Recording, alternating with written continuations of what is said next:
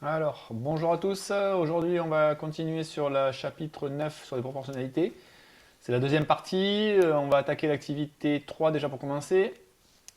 Allez, activité, donc c'est l'activité 2, page 134 en fait, où on nous dit les trois graphiques ci-dessous représentent l'évolution d'une grandeur en fonction d'une autre. Donc il y a un déplacement, une distance parcourue en vélo, il y a un prix à payer, une température, et on nous demande de reproduire et de compléter les tableaux ci-dessous en utilisant les renseignements donnés par les trois graphiques. Alors moi j'ai déjà fait le tableau et je vais le remplir avec vous. Donc si vous ne l'avez pas fait, hein, je vous invite à mettre la vidéo sur pause comme d'habitude et faire l'exercice directement. Sinon, ben, vous regardez un petit peu la correction. Donc 0,5.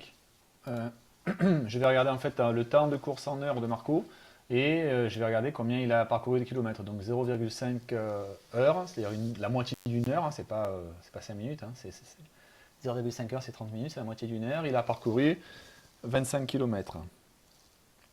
En 2 heures, il a parcouru 60, environ 80 kilomètres, on va dire. 20 kilomètres plutôt. En une demi-heure, il a parcouru 20 kilomètres. En 2 heures, il a parcouru 80 kilomètres. En 4 heures, il en a parcouru 160. Et en 5 heures, il en a parcouru 200. Maintenant, on regarde la facture téléphonique de Lisa. En 1 heure, elle a consommé, elle doit payer combien avec son temps de communication? En 1 heure, elle doit payer.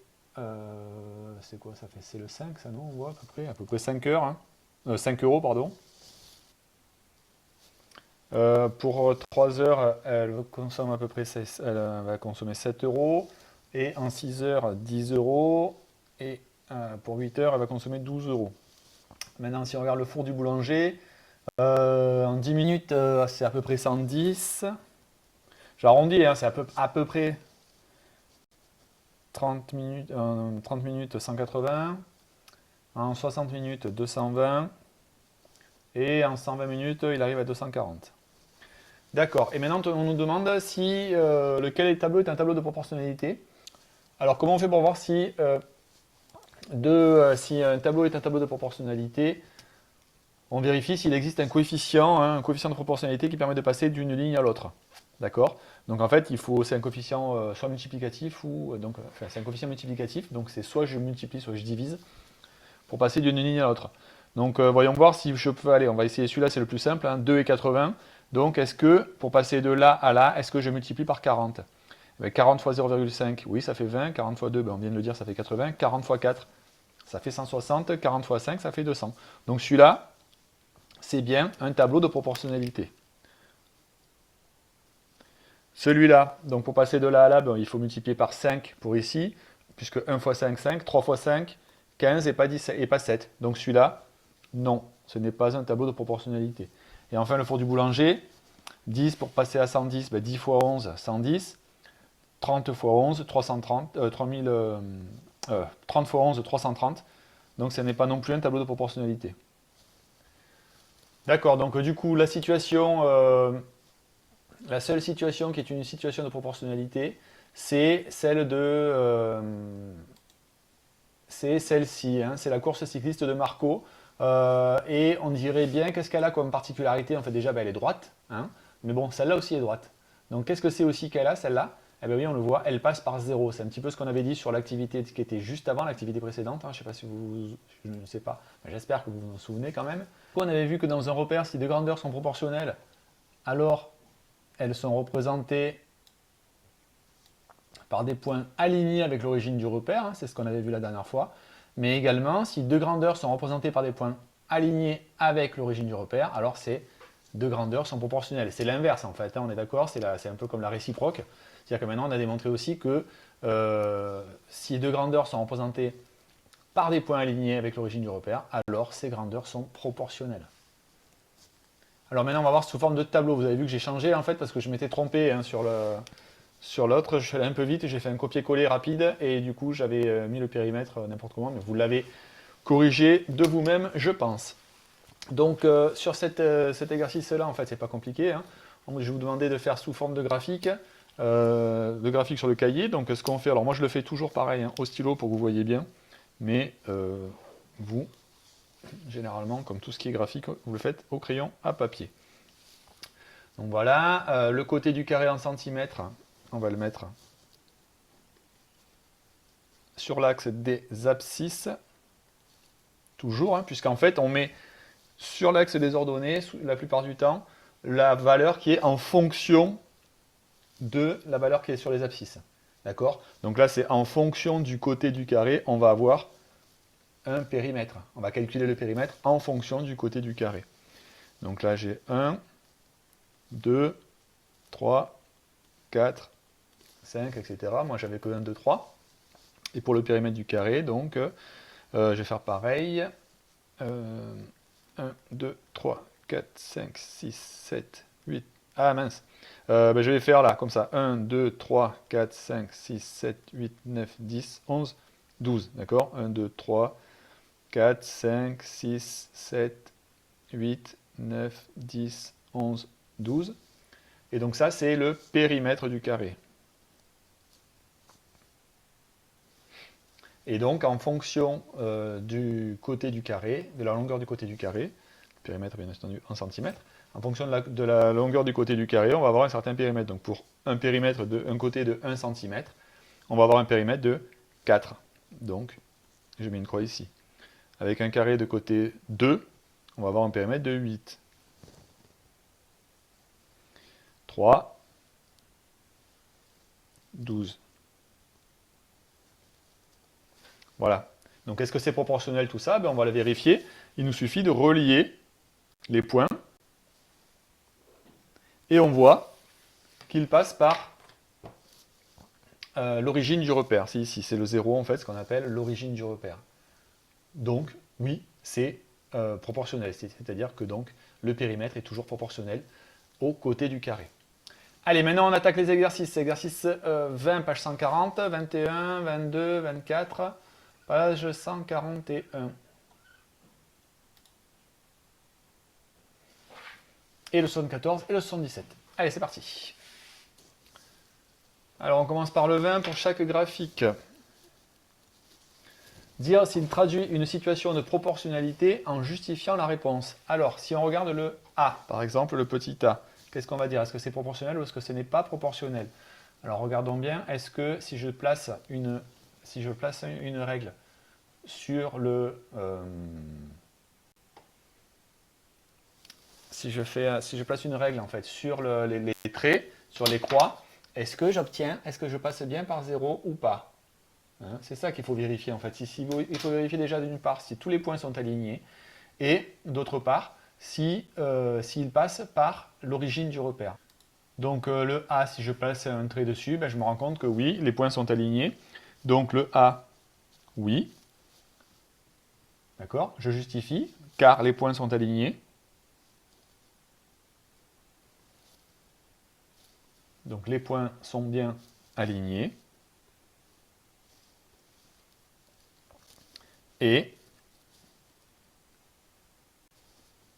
enfin, ils sont alignés, on va dire, entre eux et avec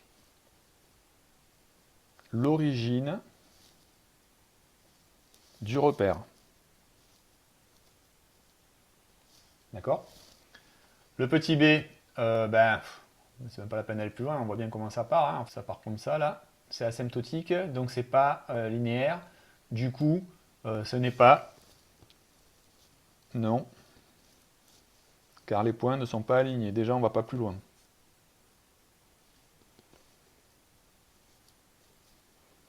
Donc les points ne sont pas alignés. Pour le petit c, alors les points sont alignés. D'accord? Donc ça pourrait être proportionnel, mais qu'est-ce qu'on a? On voit que si on place un trait, si on les relie tous entre eux, on ne va pas passer par l'origine du repère. Ils ne sont pas alignés avec l'origine du repère. Donc, non, on n'est pas. Non, car ils ne sont pas.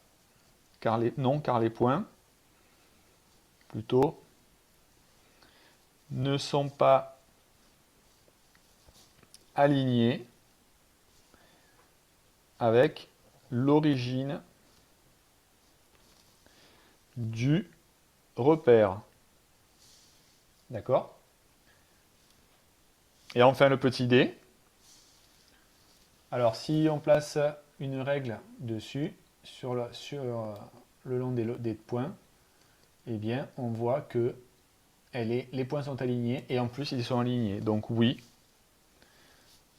je ne vais pas le réécrire, hein, comme le A. D'accord? C'est pour la même raison que le A, c'est-à-dire que les points sont alignés entre eux et en plus ils sont alignés avec l'origine du repère. Allez, exercice 21 maintenant.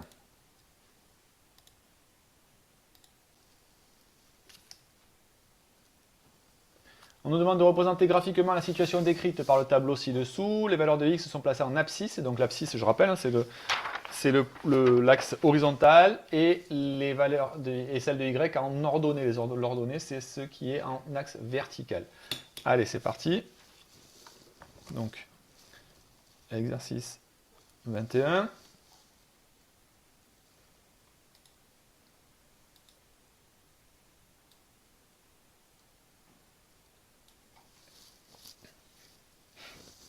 Donc, on va aller jusqu'à 5,5. Donc, oui.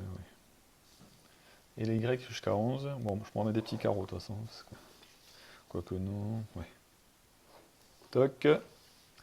Alors, 2, 1, 2, 3, 4, 5, 6, 7. Toc. Et là, je vais monter comme ça. 1, 2, 3, 4, 5, 6, 7, 8, 9, 10, 11. Je ne suis pas obligé de prendre la même échelle à chaque fois pour les abscisses et les ordonnées. Hein.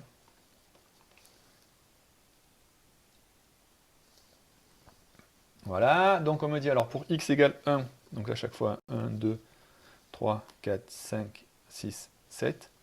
1, 2, 3, 4, 5, 6, 7, 8, 9, 10, 11. Donc je ne suis pas obligé, je disais, de... Voilà. Et on va, donc pour 1, on a 2. Je vais faire en rouge plutôt, comme ça. Pour 2, on a 4. Pour 4,5, donc c'est ici, on a 7. 1, 2, 3, 4, 5, 6, 7. Et pour 5,5, on a 11. 1, 2, 3, 4, 5, 6, 7, 8, 9, 10, 11. OK.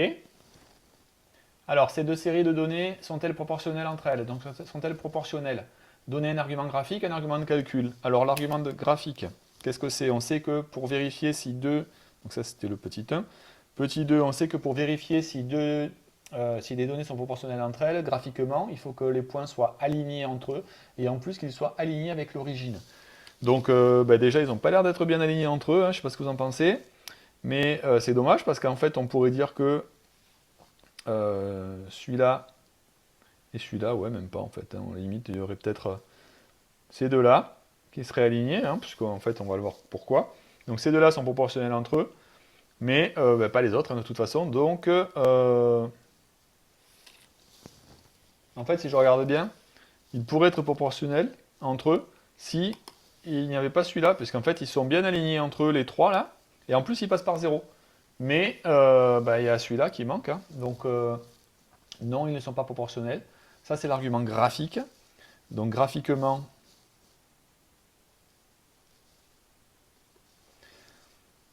ils ne sont pas alignés. Tous, hein, ils ne sont pas tous alignés. Et puis, pour le démontrer par le calcul, il faut simplement prouver qu'il n'y a pas un seul et unique coefficient de proportionnalité pour passer de la ligne x à la ligne y. Alors, bon, on a vu que c'était celui-là hein, qui n'était pas proportionnel, donc on va vite le vérifier. Par exemple, pour celui-là, moi, si j'ai 2 fois 4, 2 fois 2, ça fait bien 4. Donc là, fois 2, chaque fois je passe de là à là avec un facteur de proportionnalité qui est égal à 2 fois 2. Et si je prends celui-là, 4,5 fois 2, ça fait 9, ça fait pas 7. Donc en fait, il faudrait qu'il soit là, celui-là, pour que ce soit proportionnel. D'accord? Donc voilà comment, par le calcul, en fait, on va dire que 2 fois 4,5 est différent de 7. Voilà. Maintenant, on reprend les questions 1 et 2 avec les valeurs du tableau d'en dessous. On va le faire là, l'exercice, le petit 3. Alors, 13,50, je vais prendre pareil, hein, allez, je vais prendre un grand. Voilà. Voilà. Donc là, je le fais par contre avec les mêmes valeurs. D'accord? Enfin, les valeurs, la même échelle. Donc 1, 2, 3, 4, 5, 6, 7. Donc ça, c'est X. Et ça, c'est Y. Et enfin, 2, donc 1, 2, 3, 4, 5, 6, 7, 8, 9, 10, 11, 12, 13, 14. Ils sont pas très sympas, hein, nous mettre des 25 en plus, donc, mais c'est pas grave, on va le faire. 1, donc là c'est 1, 2, 3, 4, 5, 6, 7, 8, 9, 10, 11, 12, 13, 1, 2, 3, 4, 5, 6, 7. Alors, pour 1, j'ai 2,25. 2,25, donc 2, 2,5 c'est ici, donc 2,25, on va dire que c'est juste au milieu, comme ça. Pour 3, j'ai 6,75. Alors 1, 2, 3 et 6, donc je vais monter jusque là. 6,5, 6,75, ça va être ici. Voilà. Pour 5, j'ai 11,25. Donc 11 est ici.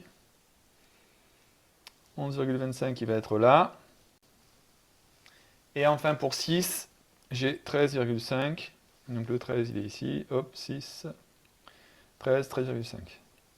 Bien. Alors voyons voir s'ils sont alignés. Bah, moi j'ai l'impression que oui. Hein.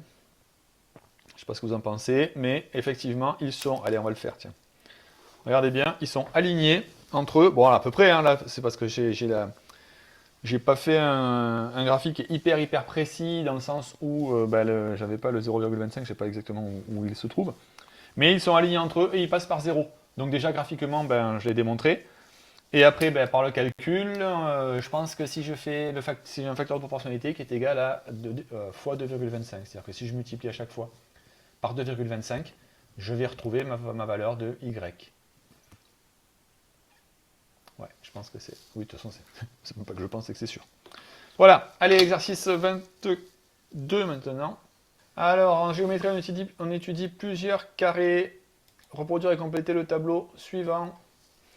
Alors, on va le faire... alors, par contre, je vais être obligé de changer de page encore, parce que sinon, je n'aurai pas la place de faire mon graphique. Reproduire et compléter le tableau suivant. Donc, allez, 22, petit 1, longueur du côté... 1 cm, périmètre, R, voilà, toc, toc, 3, 3, 3, 3, j'en ai combien? 1, 2, 3, 4, 5, 4, 5, voilà, hop, longueur,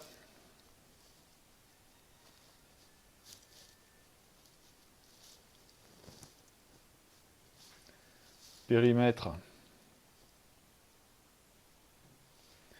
en centimètres, et l'air, bien sûr, en centimètres carrés. Donc la longueur, c'est 1, 2, 3, 4, 4,5. Et on va représenter, et on va compléter le tableau. Donc je ne vais pas vous faire l'affront de vous rappeler la formule de calcul du périmètre du carré, hein, c'est 4 fois le côté. Donc pour un carré de côté de 1 cm, c'est 4, 4 fois 2, 8, 4 fois 3, 12, 4 fois 4, 16, et 4 fois 4,5, 18. Voilà. Et pour avoir l'air, pareil, je ne vous fais pas l'affront de vous rappeler la formule de calcul de l'aire d'un carré, mais c'est côté fois côté ou côté au carré. Donc 1 au carré, ça fait 1, 2 au carré, ça fait 4, 3 au carré, 3 fois 3, 9, 4 fois 4, 16, et 4,5 fois 4,5, 20,25. Représenter dans un repère le périmètre du carré en fonction de la longueur du côté. Allez, premier repère. Donc prendre 2 carreaux pour 1 cm en abscisse, donc l'abscisse, je rappelle que c'est ici, et un carreau pour 2 cm en ordonnée, donc on a 18, donc ça me fera 9 carreaux, ok, on va le faire ici, comme ça, voilà, tac, donc là j'ai la longueur, Toujours, on le marque dans la légende, hein, en centimètres, et le périmètre en centimètres également. Donc 0, l'origine, donc 2 carreaux pour 1 cm en abscisse. Donc je vais prendre 1, 2. Donc 2, 3, 4, 5, 6, 7. Alors moi quand je prends un carreau, pour moi un carreau, en fait c'est 1 cm, hein, quand je suis sur les petits carreaux, c'est pour ça, pour que si vous y voyez suffisamment, sinon si je prends qu'un petit carreau, vous n'allez pas y voir grand chose. Et un carreau pour 2 cm en ordonnée. Donc 2.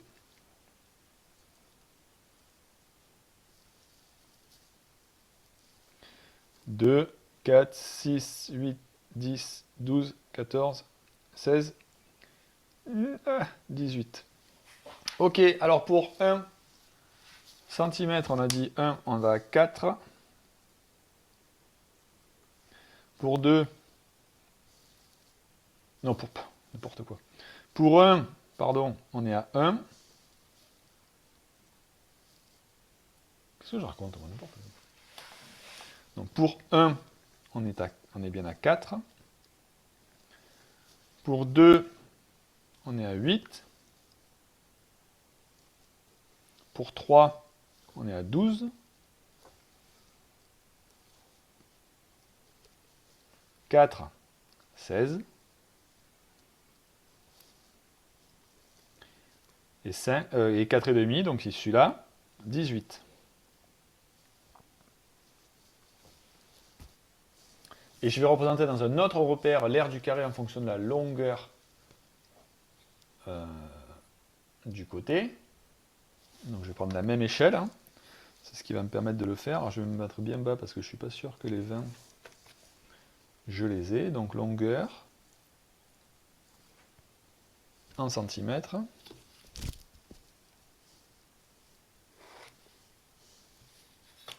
Voilà. L'aire en centimètres carrés. Et là, toujours pareil, hein. Donc 1, 2, 3, 4, 5, 6. Je vais pas plus loin parce qu'on va à 4,5 de toute façon. Donc 1, 2, 3. Oh là, mais vous voyez pas grand chose en fait. Fallait me le dire que vous voyez pas. 1, 2, 3, 4, 5, 6. Et pour la surface, donc on a dit 2 carreaux pour 1 carreau pour 2 cm². Donc 1, donc 2, 4, 6, 8, 10, 12, 14, 16, 18, 20. Ah bah aussi, je suis large. 2, 4, 6, 8, 10, 12, 14, 16, 18 et 20. Voilà, et on refait la même chose. Donc pour 1 cm, 1 cm², donc c'est ici. 2 cm, 4 cm². 3 cm, 9 cm².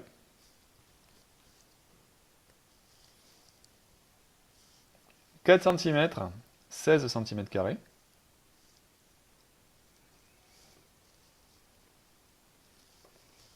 5 cm, pardon, 4 cm et demi, c'est 20,25, donc je monte, hein, 20,25 ça va être ici, toc, 4,5 il est là. Voilà. Alors, bon, moi je sais ce que ça fait, hein, ça fait un truc comme ça. Donc,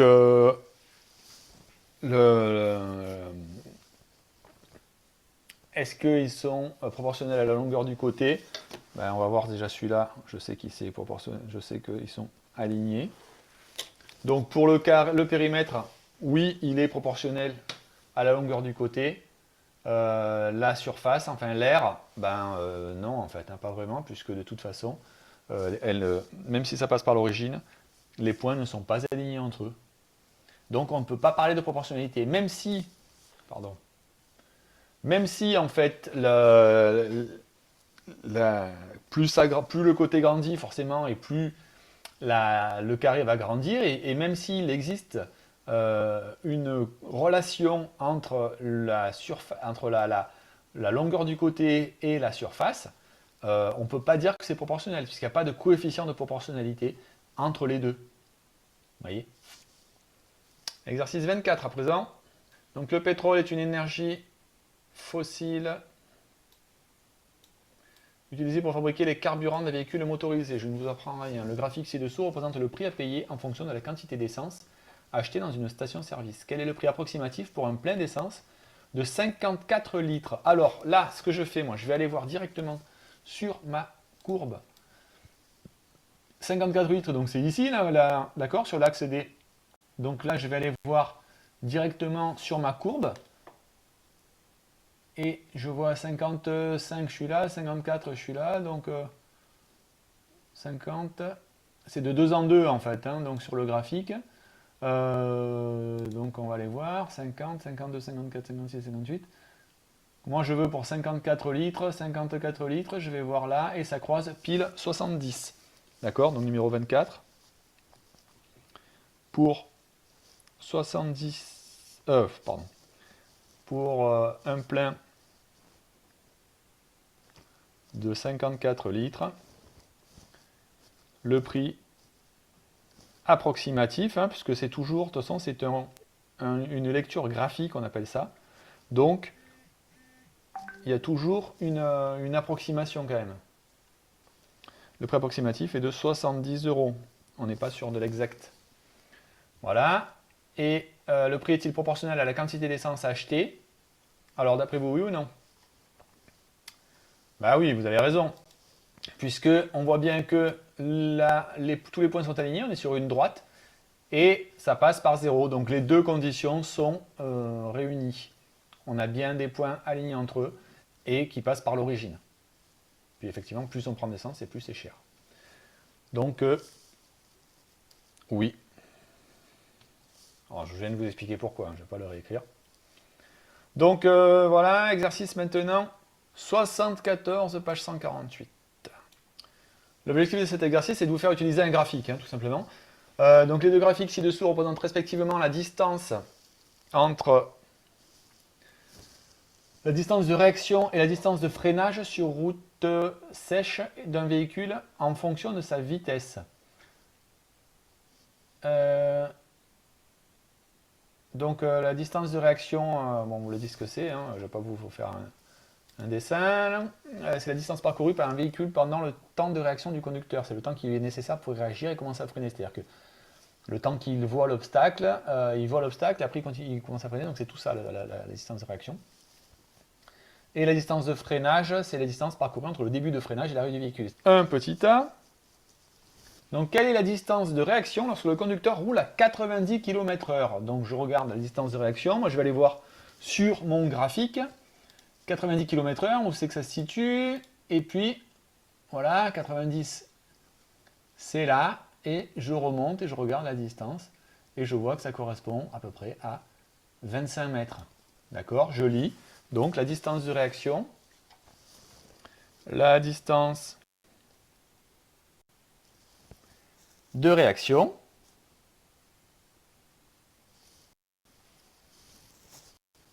lorsque le conducteur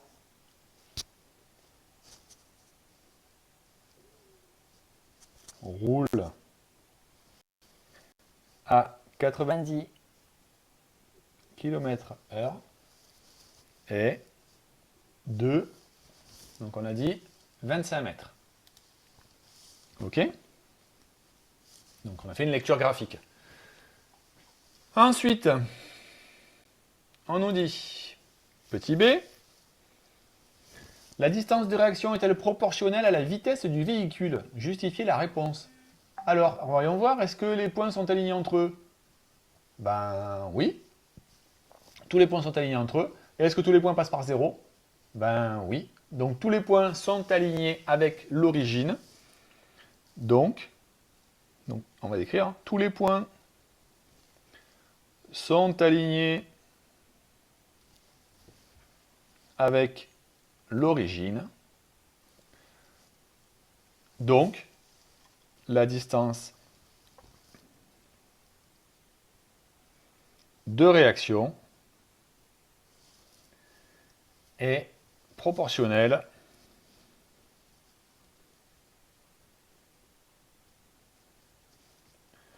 à la vitesse. D'accord? Voilà. Ensuite, petit 2, petit a. Quelle est la distance de freinage sur route sèche? Donc c'est ici, plutôt maintenant c'est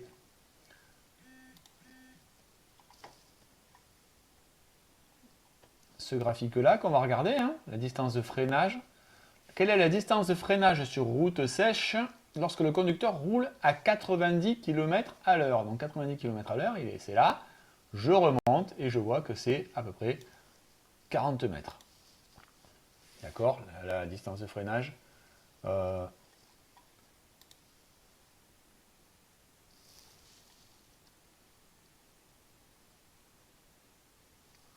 peu près 38 mètres. Donc la distance de freinage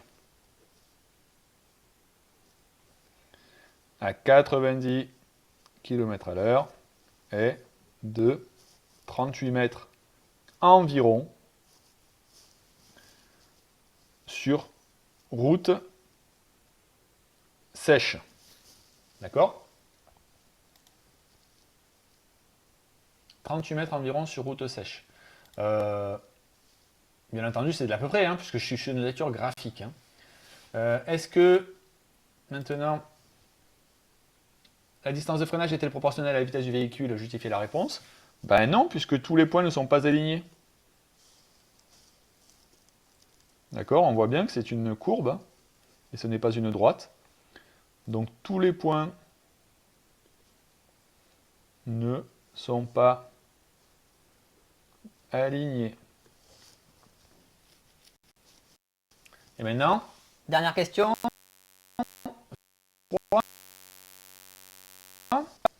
Quelle est la distance d'arrêt sur route sèche d'un véhicule roulant à 90 km/h? Donc la distance d'arrêt, qu'est-ce que c'est? On nous dit que la distance d'arrêt d'un véhicule, c'est la distance parcourue entre l'instant où le conducteur prend conscience du danger et celui où le véhicule s'arrête. Elle s'obtient en ajoutant la distance de réaction et la distance de freinage.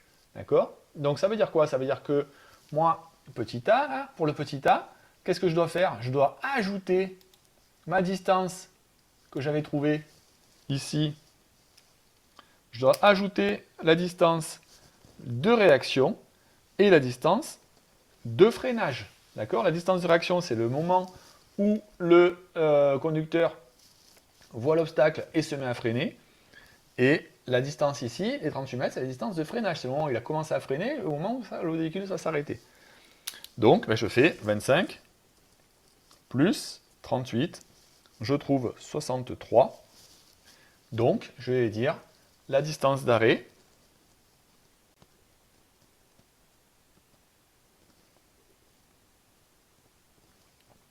est de 63 mètres sur route sèche à 90 km/h.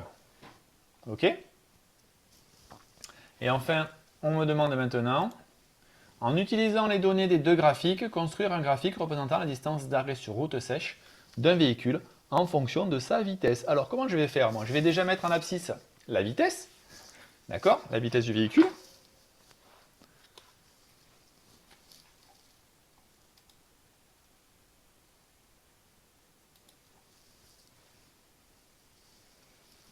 Voilà. La vitesse en km par heure. Alors on va aller jusqu'à 140, donc je peux faire 2. Voilà, je vais partir de là, 0. On va voir combien on prend pour la distance. Et donc on nous demande la distance d'arrêt. Distance d'arrêt en mètres. Donc si je roule 20 km/h, 40, 60, 80, 100, 120, 140. Donc 20, 40, 60, 80, 100, 120, 140. Et là, 0. Et enfin, alors moi, par contre, il va falloir, je vais être obligé de monter parce que je peux pas prendre la même échelle. Je peux pas prendre la même échelle qu'eux, puisqu'il va falloir que j'ajoute. D'accord? Ma dernière valeur, là, il faut que je regarde. La dernière valeur ici, moi, ça va être à 100. Je l'ai à 140 ou pas? Ouais. Je vais prendre ma valeur à 140. 140, la distance d'arrêt, elle est de 100 mètres. Et la distance de réaction est de 40 mètres. Donc, il faut que je fasse 40 plus 100. Donc, la dernière valeur ici, ce sera 140. 140 mètres pour s'arrêter quand je roule à 140. Disons, ça fait pas mal ça. Hein. Donc, je sais qu'il va falloir que je monte jusqu'à 140 ici. Donc 14, 1, 2, 3, 4, 5, 6, 7, 8, 9, 10. Ouais, ça va faire trop. Donc je vais faire 1, 2, 3, 4, 5, 6, 7, 8, 9, 10, 11, 12, 13, 14. Ouais, c'est dommage. Mais je ne peux pas faire autrement. 1, 2, 3, 4, 5, 6, 7, 9, 10, 11, 12, 13, 14. Ouais, sinon. Ah ben non. 100, 120, 140. Non, bah c'est bon finalement. Ouais, je vais faire comme eux. Comme ça. Ok? Sinon, je ne peux pas aller trop loin. Du coup, si je reprends les valeurs qu'ils me donnent, eux, sur le livre, je vois, par exemple, quand je suis à 20. Alors, on va voir.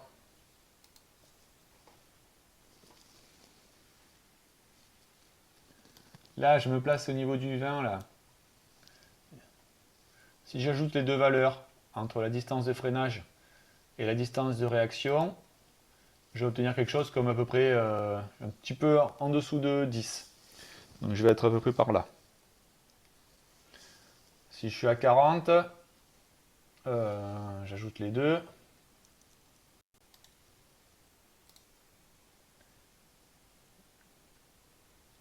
10 et 10. 20. 40, il me faut 20 pour m'arrêter. À 60, je suis à peu près à 18 et 18, ouais, c'est ça. Hein. Donc 18 et 18, ça va faire 36 à peu près.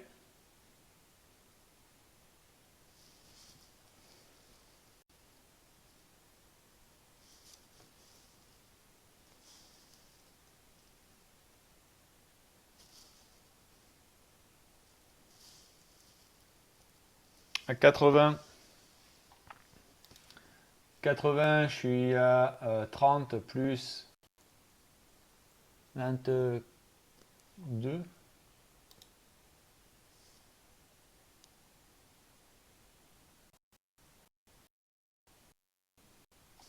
Bon, à peu près 55, on va dire. Donc ici, hein, je me mets, c'est vraiment de l'à peu près, hein, parce que je fais de la lecture graphique, puis j'ajoute, donc forcément, ça fait un peu, c'est pas la même chose. À 100, je suis à 40, 45. Et là, je suis à 29, 30. Donc 45 plus 29, ça fait 74, ça. 74. Allez, 75, on va mettre comme ça sera plus simple pour moi. 70, 75. À 120, je suis à 90.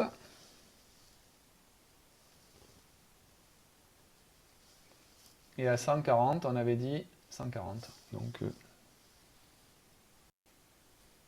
ici. Voilà ma courbe. Oula. À peu près, hein. Voilà ma courbe de progression de la distance d'arrêt d'un véhicule roulant sur route sèche. Alors là, j'aurais dû quand même monter parce que c'est pas flagrant, mais en fait, non, ça monte, hein, ça monte pas mal parce que, ben, on le sait, hein, plus on va vite et plus la distance est grande, forcément.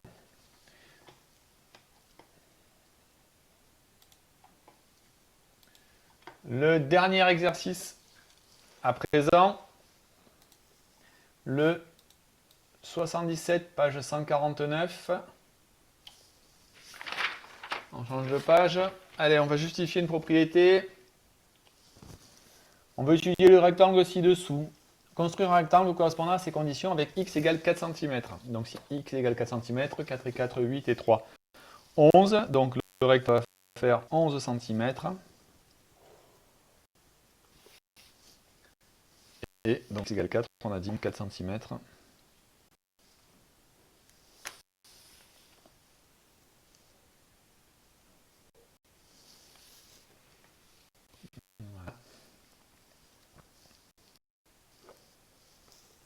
Et voilà, donc ça c'était le petit 1, x égale 4 cm.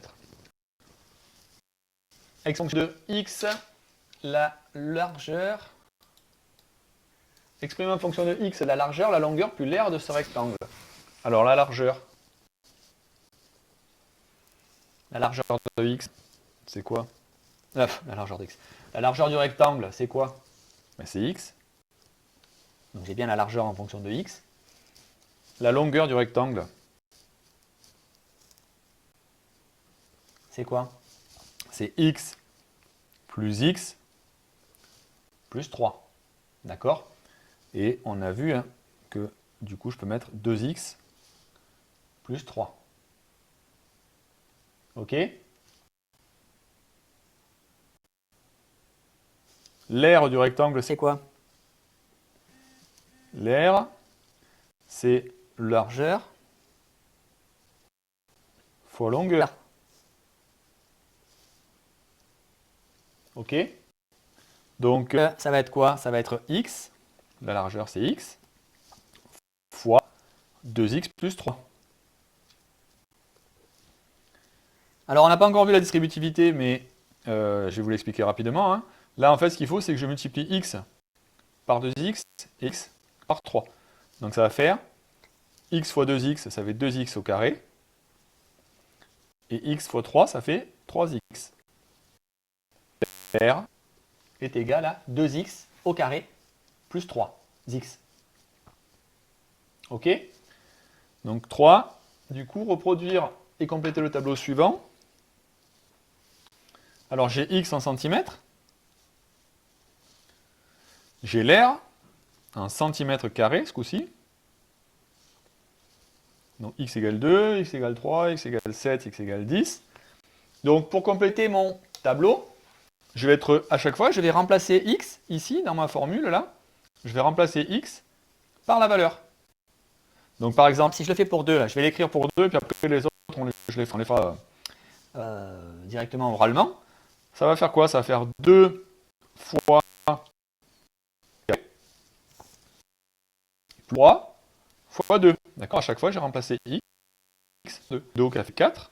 Donc 2 fois 4 plus 6. 2 fois 4, 8. Plus 6 égale 14. Ici, l'air sera égal à 14. Si x égale 2, l'air sera égal à 14. 18 plus 27. 10 fois 7. 49 fois 2. 98. 98 plus 21. 119. Et 1, si x égale 10, 10 fois 10, 100. 100 fois 2, 200. 200 plus 30. L'aire de largeur. Alors, on a vu dans un exercice tout à l'heure que l'aire d'un carré n'est pas proportionnelle à sa largeur. Notamment, fois 7, ça fait 14. Je vais vous le prouver. Il y a un coefficient de probabilité qui permet de passer de là à là. Fois 7, ça fait 14. Enfin, donc, non, car il n'y a pas de coefficient de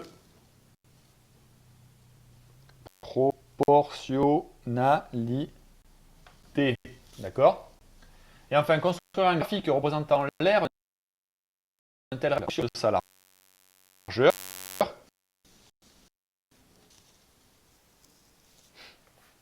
Eh bien, on va pouvoir tout simplement reproduire, il va falloir simplement reproduire les reporter les valeurs. Donc, on va avoir voilà, une aire en 200.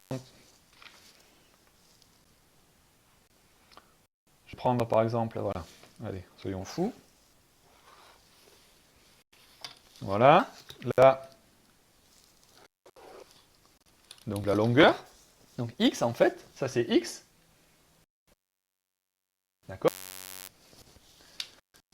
Ça, c'est en centimètres carrés. Alors, 1, 2, 3, 4, 5, 6, 7, 8, 9, 10. Donc x, moi je l'ai pour 2, pour 3, pour 7, 4, 5, 6, 7, et pour 10. Alors pour 2, c'est 14. Donc vous voyez, là j'ai fait exprès, j'ai pris 23 cm. Donc pour 2, ça va faire 1,4. 1,4, donc je suis là. Pour A, c'est 27, donc 2,7. C'est ici. C'est 119. Donc je vais monter à 11,9. C'est ici. Ah, mais vous ne voyez pas, là aussi, il faut me le dire. Voilà. Donc j'ai dit, hein, pour 2, je suis monté à 14. Pour 3, je suis à 27, donc 2,7 cm. Pour 7, je suis à 119, donc 11,9 cm. Et pour 10, donc on est à 200.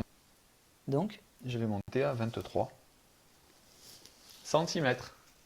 Donc voilà mon graphique. Donc toujours pareil, il va partir de 0. Ben non, il ne part pas de 0 en fait, puisque quand x égale 0, ah ben si, quand x égale 0, la largeur est égale à 0, hein, puisque x ça correspond à la largeur, donc ça fera 0 fois quelque chose, donc forcément 0. Donc on va partir de 0, et on va monter toujours, vous voyez, de façon exponentielle. Donc là, j'aurais pu un peu... On va s'arrêter là pour aujourd'hui, parce que je ne sais pas si j'ai vu que vous n'étiez pas tous allés sur la vidéo précédente. Je ne sais pas si c'est par oubli, ou si c'est par souci de connexion, ou juste parce que vous êtes débordé, je n'en sais rien, je ne juge pas. Hein. Simplement, moi, ce que je vois, c'est que tous les 6e et tous les 5e, moi, ils sont tous allés voir les vidéos que j'ai mis pour eux. Je suis un peu étonné que sur mes 2 4e, par exemple, sur la première vidéo, je n'ai que 15 vues. Donc, ça ne me dérange pas de faire des vidéos, mais il faudrait quand même que ça serve à quelque chose. Sinon, je ne vois pas l'intérêt. Je ne peux pas toujours vérifier ce que vous faites. C'est pas possible. Après, il faut quand même que vous compreniez que vous êtes là pour vous et que vous faites les choses pour vous. Après, le problème, c'est que si vous voyez cette vidéo, c'est que vous-même, vous êtes allé les voir. Donc, je mettrai quand même une petite note sur Pronote. Voilà, allez, bon courage et à la prochaine.